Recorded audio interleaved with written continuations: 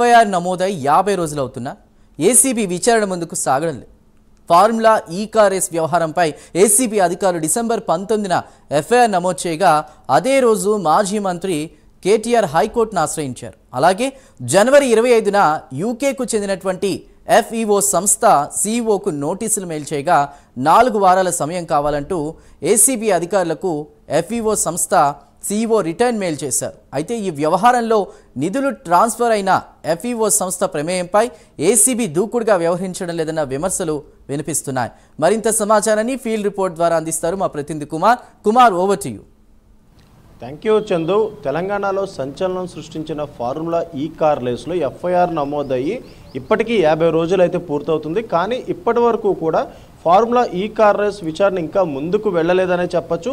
ఎందుకంటే December 19న formula ఈ car రేస్పై మొదటగా ఏసీబీ అధికారులు ఎఫ్ఐఆర్ అయితే నమోదు చేశారు. ఇందులో ప్రధానంగా A1 కింద కేటీఆర్, A2 కింద అరవింద్ కుమార్, A3 కింద బిఎల్ఎన్ రెడ్డి వీళ్ళు ముగ్గురు పేర్లు చేరుస్తూ కూడా ఏసీబీ అధికారులు డిసెంబర్ 19, 2024లో ఎఫ్ఐఆర్ అయితే నమోదు చేశారు. ఆ తర్వాత డిసెంబర్ 20వ తారీఖుని ఏదైతే ఈడీ అధికారులు కూడా వీళ్ళ ముగ్గురుపై ఎఫ్ఐఆర్ అయితే ఈసీఐఆర్ అయితే నమోదు చేయడం జరిగింది.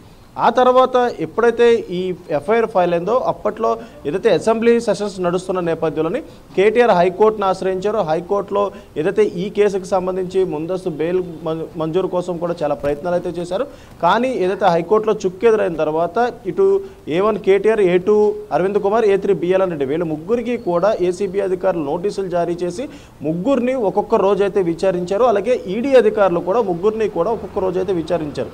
అప్పటి నుంచి కూడా ఈ కేసు ఇంకా ముందుకైతే సాగలేదు. ముఖ్యంగా ఎప్పుడైతే జనవరి 16వ తారీఖుని లాస్ట్గా కేటీఆర్ని అయితే విచారించారు. ఆ తర్వాత మరొకసారి వాళ్ళకి ఎటువంటి నోటీసులు జారీ చేయలేదు. అలాగే ఈ కేసుకు సంబంధించి ఎటువంటి ఇన్ఫర్మేషన్ కూడా ఇంకా సేకరించలేదని తెలుస్తుంది. ముఖ్యంగా తెలంగాణ అంటే ఈ ఎఫ్ఈఓ సంస్థ అంటే లండన్కు చెందిన ఈ ఎఫ్ఈఓ సంస్థకు సంబంధించి ఇటు హెచ్ఎండిఏ నుంచి 46 కోట్ల నిధులు మళ్లింపులకు సంబంధించే ఈ ఫార్ములా ఈ కార్ రేస్ కేసు కూడా నమోదైంది. ఈ నేపథ్యంలోనే ఇటు ఏసీబీ అధికారులు కూడా ఎఫ్ఈఓ సంస్థ అంటే యూకేలో ఉన్న ఎఫ్ఈఓ సంస్థకు సీఈఓ కూడా నోటీసులు జారీ చేశారు. మెయిల్ ద్వారా ఈ నోటీసులు జారీ చేసిన నేపథ్యంలోని ఇటు యూకే నుంచి ఇండియాకి సీఈఓ వచ్చి ఆ కేసుకు సంబంధించిన విచారణకు హాజరవ్వాలంటే కొంత సమయం పడుతుందంటూ కూడా అదే మెయిల్కి రిప్లై మెయిల్గా ఎఫ్ఈఓ సంస్థ కూడా పంపించడం జరిగింది. ఈ నేపథ్యంలోనే 4 వారాలు గడువు ఇవ్వాలంటూ కూడా ఇటు ఏదైతే ఈ ఏసీబీ అధికారులు కోరగా ఏసీబీ అధికారులు కూడా సానుకూలంగా స్పందించి 4 వారాల సమయం అయితే ఇవ్వడం జరిగింది.